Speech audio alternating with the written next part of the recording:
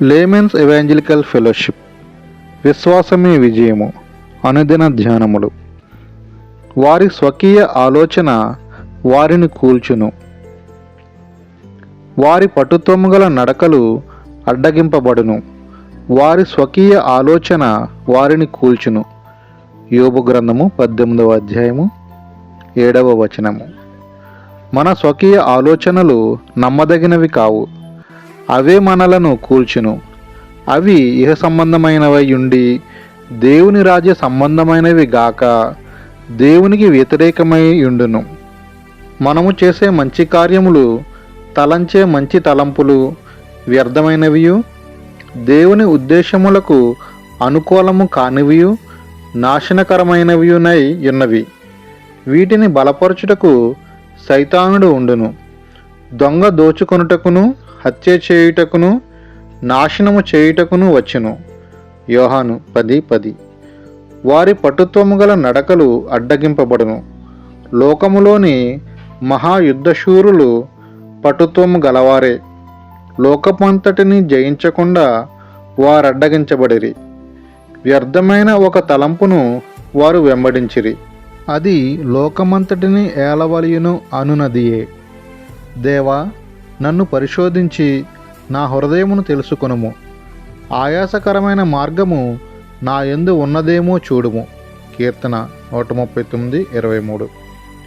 హృదయాంతరంగమునందు కొంతవరకు మంచి ఆలోచనలు ఉండును. లోతుకు త్రవ్వినచో పరీక్ష చేయబడిన తలంపులెన్నో ఉండును.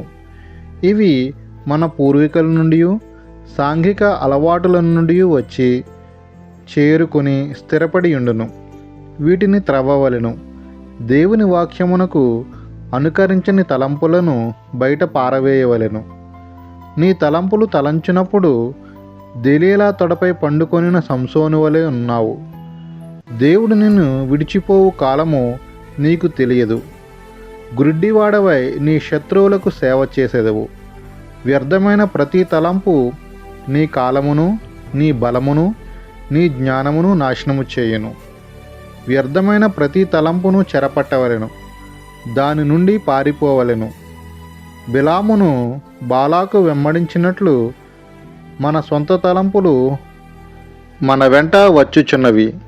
కొంతమందికి సులువుగా గొప్ప వరములు దొరికినవి.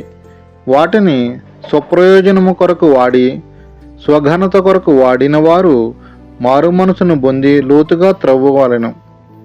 వ్యర్థమైన దేనిని ఏలనీయకూడదు. పరిశుద్ధాత్మ మీ మీదికి వచ్చినప్పుడు మిమ్ములను సర్వసత్యములోనికి నడిపించును. యోహాను 16:13.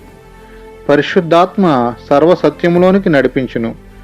నీ ఆత్మ శక్తిని, మనోశక్తిని, శరీర బలమును బహు చక్కగా వాడును.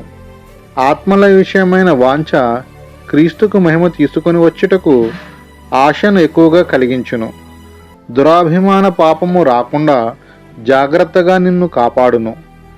నీ స్వరక్షణను కాపాడుకొనుచు దేవుని చిత్తమును చేయుట ద్వారా బహుగా తగ్గించుకొనినందున తద్వారా నీవు హెచ్చింపబడదువు. ఎన్ దానియేలు గారు.